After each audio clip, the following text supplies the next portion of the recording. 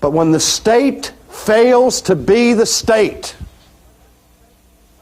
when the state becomes lax in defending and promoting and maintaining human life, when the state loses a passionate commitment to justice, then, ladies and gentlemen, the church must speak.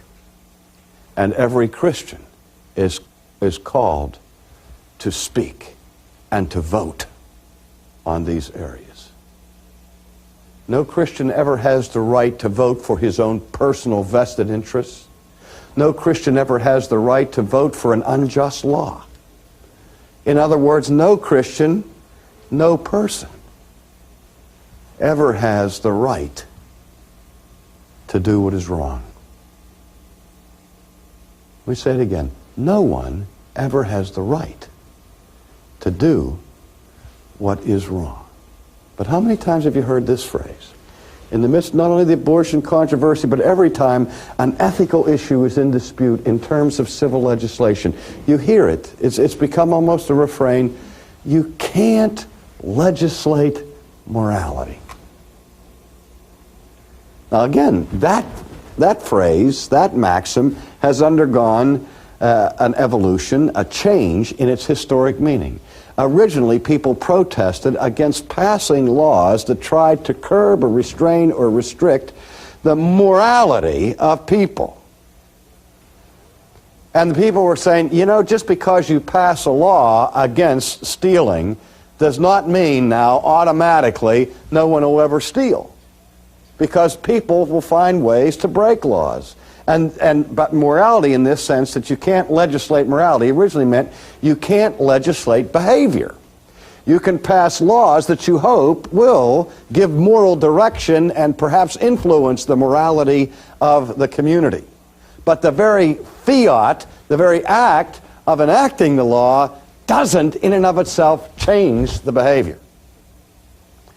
But the way that phrase is used today means you can't legislate morality means we shouldn't have the government involved by passing laws that touch upon moral issues. That's not the government's job. The government's job is to be taking care of economic problems and so on, but the government and the state should not be passing laws that regulate moral behavior. I've asked you to examine some of these things carefully. How carefully must you examine a statement like that to see how frivolous it really is? I mean, what else do we legislate but morality? What else do we legislate as government but those matters that are intensely ethical? Ladies and gentlemen, whether or not you steal from your neighbor is an ethical and moral issue. Whether or not you drive your automobile on the highway with reckless abandon in a way that makes you a clear and present danger to anybody that happens to come in your path is a moral issue. Ladies and gentlemen, homicide is a moral issue. In fact, levels of taxation become moral issues. Matters of regulating ecology are moral and ethical issues. If you say that the government doesn't have the right or shouldn't be involved in legislating in areas that are of ethical import or moral import, about all you have given your elected officials responsibility of doing is determining the state flag. You can't even have them decide the state bird, because whatever bird is particularly elevated in the state house will get special ecological advantages over the other and might upset the whole balance of nature. That's an ethical matter.